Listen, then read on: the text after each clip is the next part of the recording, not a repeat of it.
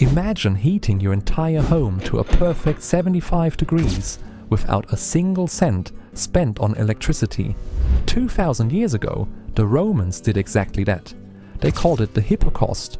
While we struggled with rising energy bills, their floors were warm enough to walk on barefoot in the dead of winter. So why did this genius engineering disappear? And could you build one today?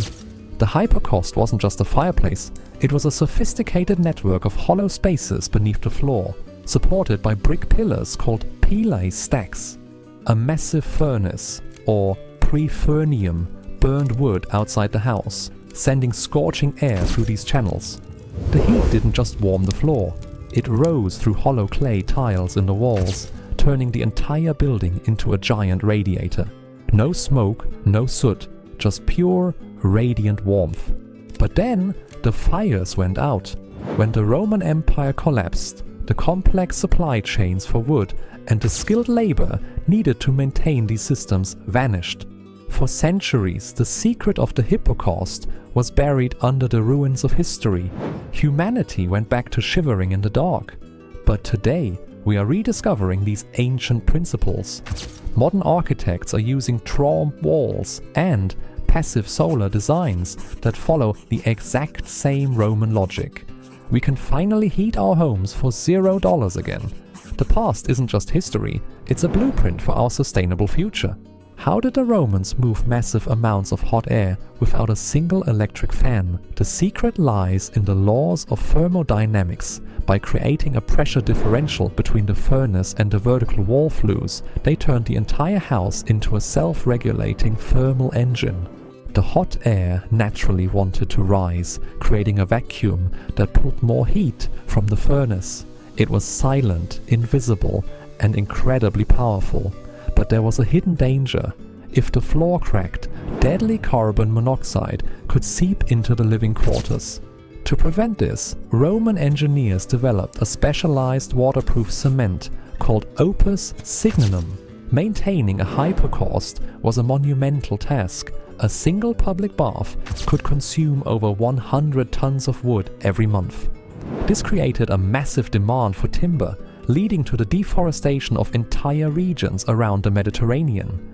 It wasn't just an engineering marvel, it was an environmental machine.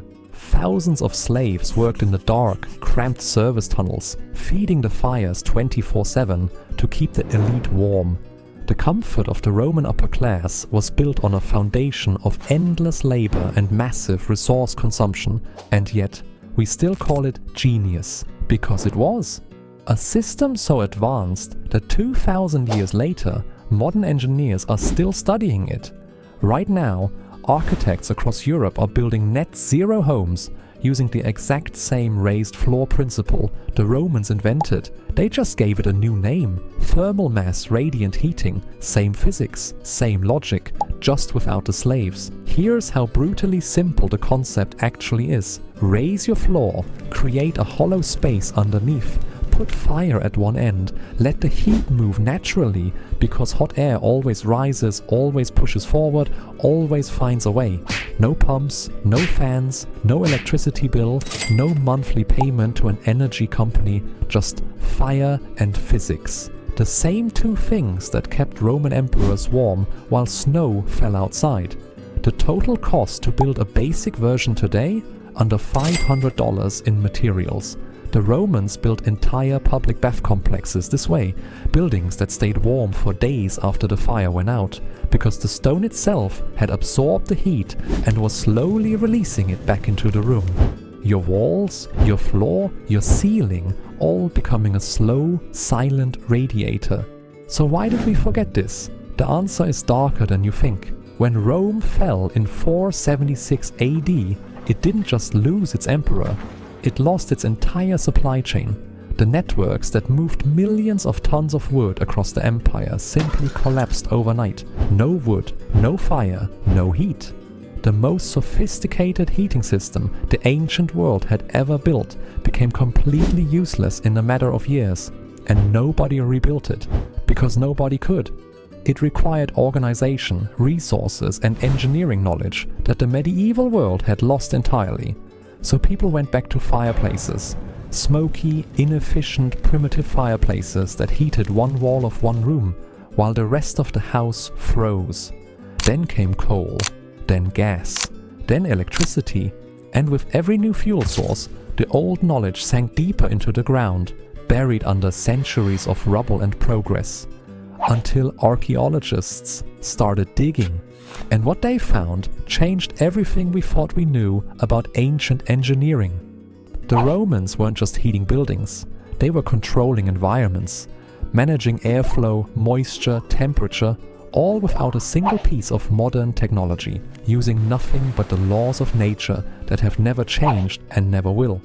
Heat rises, stone stores warmth, pressure moves air. These aren't secrets, they're physics. And they were working perfectly 2,000 years before we invented the thermostat. Right now, as energy prices hit record highs and millions of people struggle to heat their homes, the solution might already be beneath our feet, waiting, patient. 2,000 years old and still completely valid. The Hypocaust didn't fail, the Empire did, and that's the difference that changes everything. If the Romans could heat an entire civilization with fire and stone, what else did they solve that we've completely forgotten? That's exactly what this channel is about. Ancient engineering, lost solutions, and the moments when the past turns out to be smarter than the present. Subscribe, because what's coming next will make you question everything you think you know about how the modern world was built.